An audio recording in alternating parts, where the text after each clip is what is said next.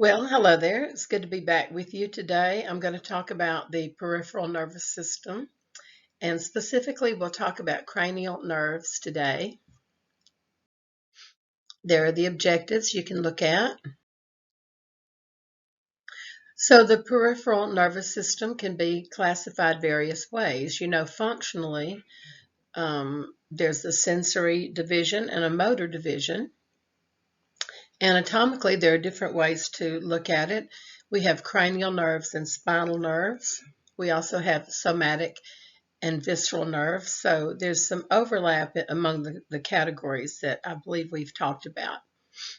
But today we're going to look at the cranial nerves.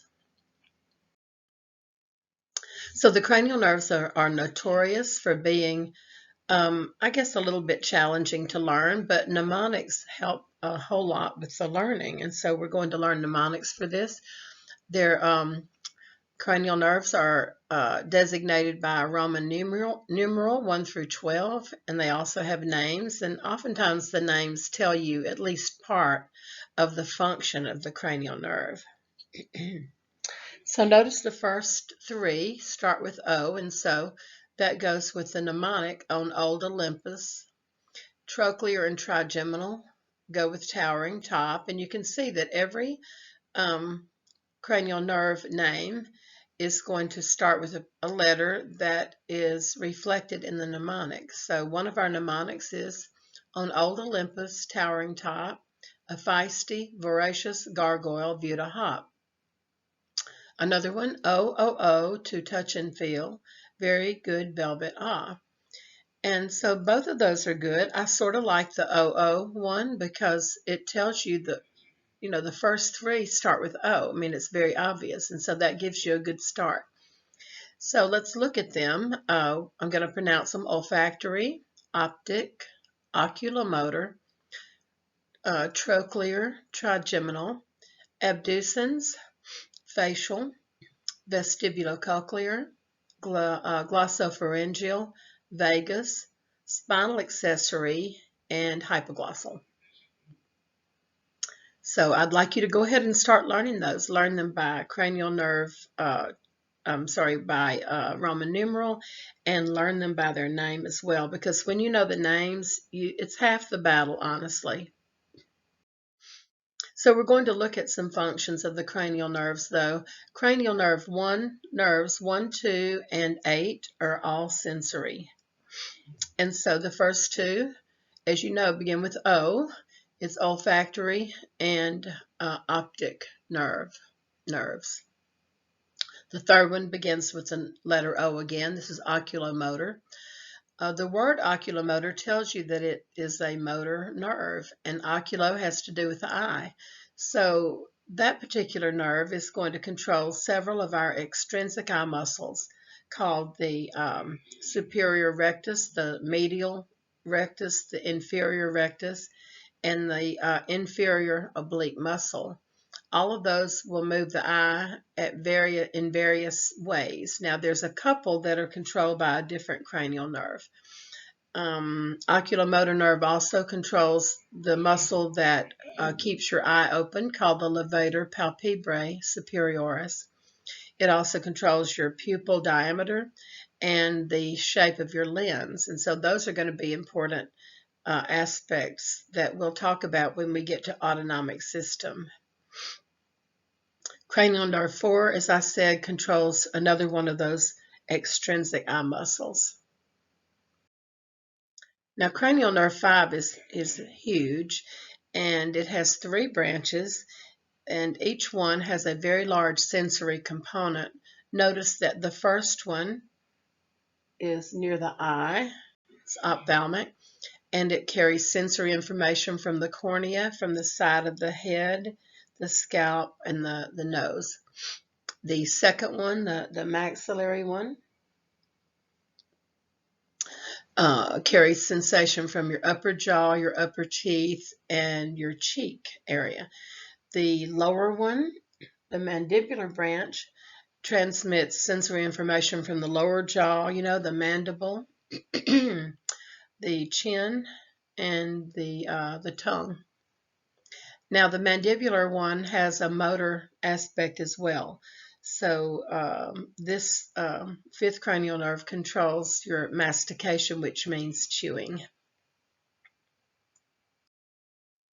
Look at cranial nerve 6. That's the facial nerve.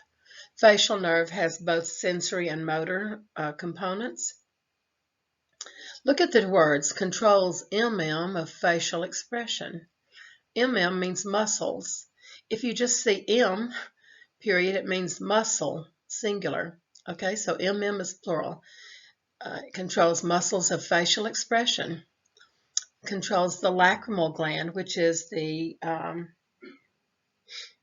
tear gland, and a couple of your three types of salivary glands are controlled by the seventh cranial nerve.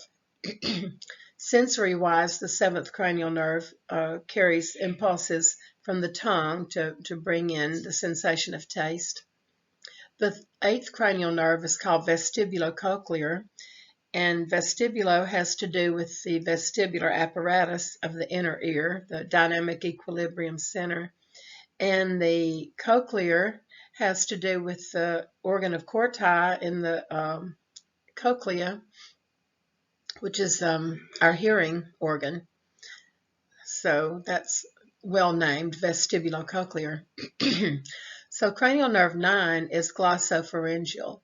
And I like that word, glosso. Glosso means tongue, and pharyngeal means throat. So this kind of tells you what you need to know. It controls your swallowing, which is motor, and it brings in sensory impulses from your throat and surrounding regions. The next one is the cranial nerve 10, the vagus nerve. The vagus nerve is a very important nerve because it controls your swallowing muscles. It controls your speaking muscles that attach to the cartilages of the larynx and allow speech. It controls the bronchioles of your lungs, the heart rate. It controls most of your gastrointestinal tract. And the 10th cranial nerve it contains about 3/4 of all of your parasympathetic fibers in the autonomic nervous system. So that'll make sense later on as well. There's a sensory component to the vagus nerve, and that is general visceral sensation. Visceral has to do with organs, right? So if you have a stomach ache or your stomach is too full or what have you, that would be information coming in through the sensory fibers of the vagus nerve. Look at number 11, and this one is the spinal accessory nerve. It controls the larynx, as well as 10. It controls trapezius muscle and the sternocleidomastoids. Remember where they're located right here? Sternocleidomastoid muscles. And cranial nerve 12 controls your tongue. So the name hypoglossal is cranial 12, and it means literally under the tongue. So I love it when these words mean what they say. So to remember functions, we have another mnemonic, and I love this one because it's easy to remember and it's useful. So this one goes, some say marry money, but my brother says bad boys marry money. So don't marry those rich women, it says. And so some say means sensory, and you know that 1 and 2, oculomotor and optic. Sorry, let me start over. Olfactory and optic, you know that those are both sensory. Look down at cranial nerve 8, which is also sensory, and the word says, it tells you it's sensory. So some say, and then marry money, that says that the 3rd and 4th cranial nerves, oculomotor and trochlear, are motor. The 5th one is both. Remember, it had both sensory and motor fibers, and so B stands for both. 6th was the trochlear nerve that's going to control your lateral rectus of the eye. So when I want to look to the side, that's the lateral rectus that is doing that, and that's controlled by the 6th cranial nerve. The name of that nerve is abducens, and so Abducens means one that abducts, so it makes sense. The seventh one is both, so brother is the word for that. The eighth one again is sensory. The ninth and 10th are both. 11th and 12th are motor. So when you look at it like that, it's not really as difficult to learn as you might have thought. By knowing the name of it, what the names mean, and knowing the little mnemonic, I think you're good to go on that. So please be working on that, and I will see you in our next presentation. See you then.